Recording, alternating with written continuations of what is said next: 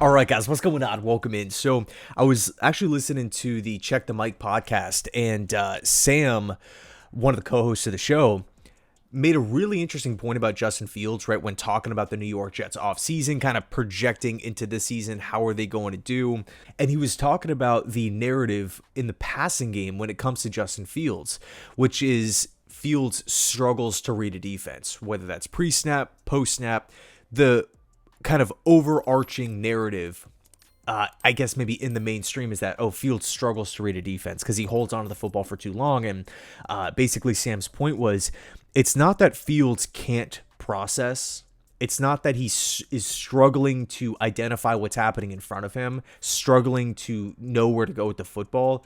It's more so a confidence thing. He brought up the point of Fields snapping the football, being able to read the defense, finding where he needs to get to with the football, but then for that split second, not throwing the ball, almost like second guessing himself. Is this guy really open? Okay, he is. Now let me throw.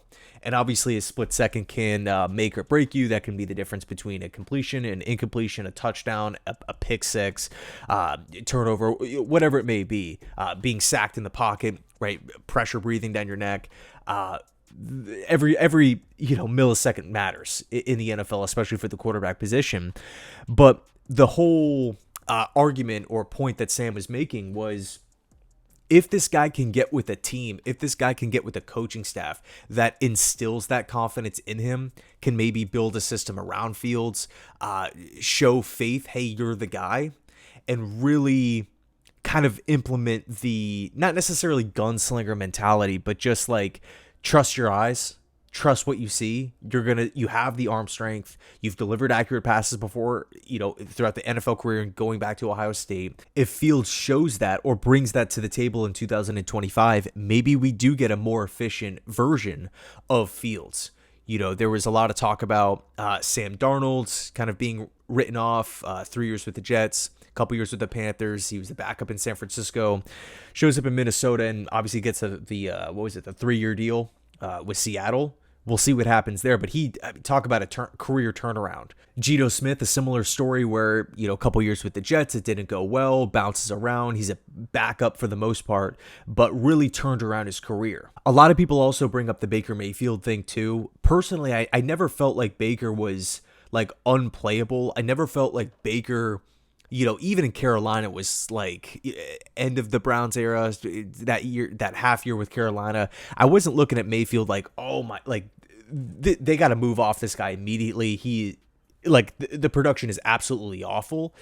I never really felt like that with Baker, but it is an example of another young quarterback where, in the end, it didn't work out with the first team. It didn't work out with the second team in Carolina. Obviously, the Rams brought him in and he was not brought back. And then he signed a cheap, 1-year, $5 million deal with Tampa. And then the rest is history. And so the argument from a lot of Jets fans and a lot of Bears fans too is, why can't Fields be that next guy? Why can't he be the next young quarterback to follow suit? Where you have a couple years, you have a couple starts, things don't go well, you're not really in the best situation, but once you finally have a team commit to you, hey, we're going to build a system around your skill set, you're our guy, we trust you as a coaching staff, maybe we could see improvement. Maybe we can see the best version of this specific player. So I'm really excited. I'm excited to see how the season plays out. And who knows, right? Maybe Fields doesn't work out. Maybe he's not the long-term answer, and that's okay. The way the Jets set it up is 2-year deal, $40 million, $30 million guaranteed. The Jets are not in a position like the Atlanta Falcons with Kirk Cousins, where they guaranteed a lot of money, a 4-year contract, where he's coming off an injury and just kind of a weird situation. It almost feels like the Jets are presenting Fields a fantastic opportunity. Run game, young O-line, number 1 wide receiver Garrett Wilson, a staff that believes in you, a system that's going to be tailored around your skill set, around your strengths. Okay, here's your runway. You got your season. Let's see what happens. I mean, I really feel like it's a win-win for the Jets, because it's almost like if Fields works out, you have him on a really, really cheap second year, which is great. Especially for, team camaraderie, chemistry, and everything like that. Fields can build off of an impressive season with the Jets. But if it doesn't go well, you're not on the hook for this huge multi-year deal. You're not really paying out $90 million to the quarterback position that didn't work out. And chances are, if Fields isn't all that great, the Jets probably aren't winning games. So if the Jets aren't winning games and we have a hole at the quarterback position, next season's quarterback class is looking pretty good. So I really like the contract setup from Darren Muji here.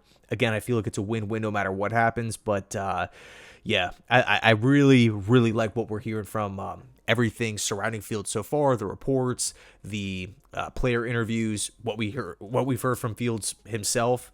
So yeah, let me know your thoughts down below. Thanks so much for watching, and as always, go Jets.